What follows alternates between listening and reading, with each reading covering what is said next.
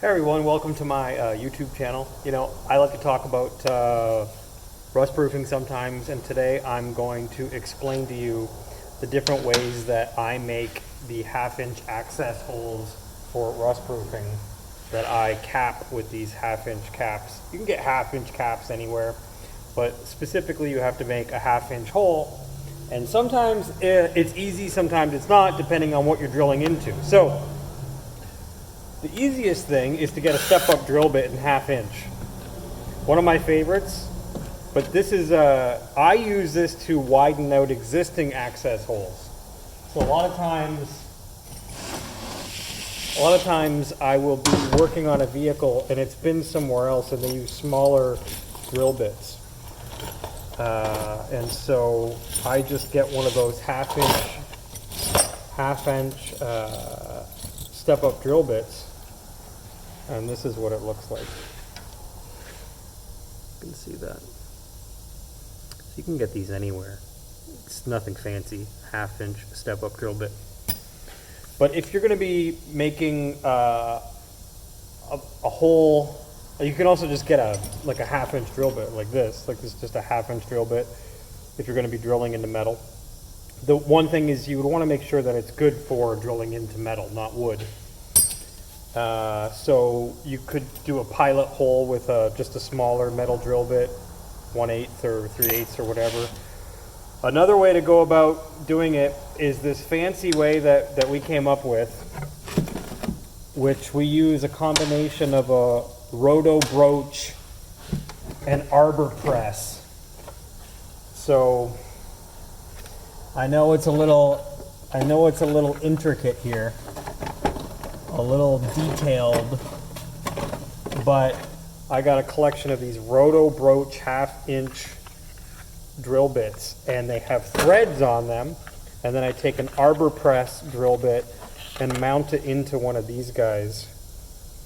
Now these, when they come, the arbor press drill bits, when they come from the supplier I get, they have a spring inside of them. So you have to get your Allen key, take out the side set screw, and a lot of times you'll have, there we go, a spring on the inside, a pin, and in this case they put the spring through the bottom. So let me tell you something, if you're drilling into a vehicle, there is a spring in there. Anyway, side issue. If you're going to be drilling into a vehicle, this is how I have mine set up. This is just a pneumatic air gun. I could literally take this same thing and put it on any other drill bit. Not a big deal. Put it on any other drill.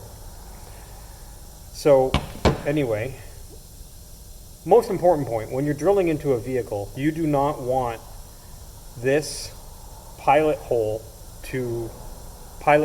to move. It may seem like a good idea on arbor press, not a good idea in a vehicle, because you will skid and slide down the vehicle. So I basically pop on the roto broach half-inch drill bit and secure my pilot drill bit to center the hole. If you don't have the center punch, it will not work. And I figured out how to stop this from moving a long time ago. I got myself a small ball bearing, and that sits perfectly in the little teeth and little groove. Sits perfectly in there, and then I just put the set screw back in, and that keeps it in there. And when I tighten it down, it keeps the pilot drill bit from moving around. I know exactly how many threads I need exposed because I've been doing this for a million years, but it may take some getting used to for you if you're drilling holes into a vehicle.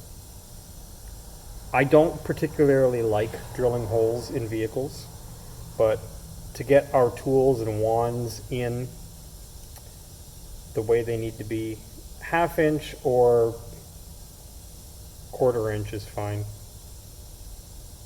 A 1/4 inch is kind of small, but other guys do smaller holes.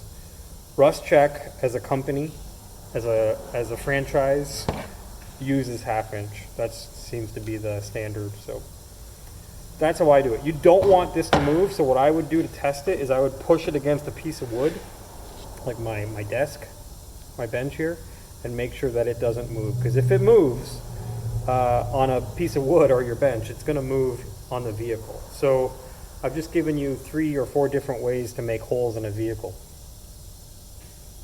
And again, it's not my favorite thing to do. So here's some of my tools. This is a 90. Obviously that fits in the hole perfectly. So that's the idea, is to get the tools, which are just standard brake line size, most of them, bent in different ways. Get the tools in there. So this is my main for drilling brand new holes in a vehicle, which again, if you don't take out the spring-loaded center drill bit, you will be in for a massive shock, and I don't recommend doing that. I got my other drill bits here, the pilot drill bits here, backups. You don't want that to move, and then basically your pilot hole into the metal, and then that holds it steady while your roto broach takes out the 1/2 inch. And if that's too complicated for you, just go small pilot hole and then step up drill bit to 1/2 inch. Seems to be easy. Sometimes they give you grief, so get yourself a good metal bit. But yeah, that's kind of what you have to have at a rustproofing place, specifically here at a Rustcheck shop. I'm just going to show you, this is what I have. This is my setup. You can see that okay. And if any of these fail, each one is a backup for the other one, you know. But normally, day to day, for vehicles that I've already drilled out, I'm using just this guy, step-up drill bit. And I keep this as my main drill just for other things other than Rustcheck. This is my main drill, my DeWalt pneumatic. Always seems to work. If all else fails, you just plug it into the airline, you know. And those are my usual bits that I would be using. So this is all the stuff you would need. Don't want that to be spring-loaded. You want it to be solid. Hope that helps.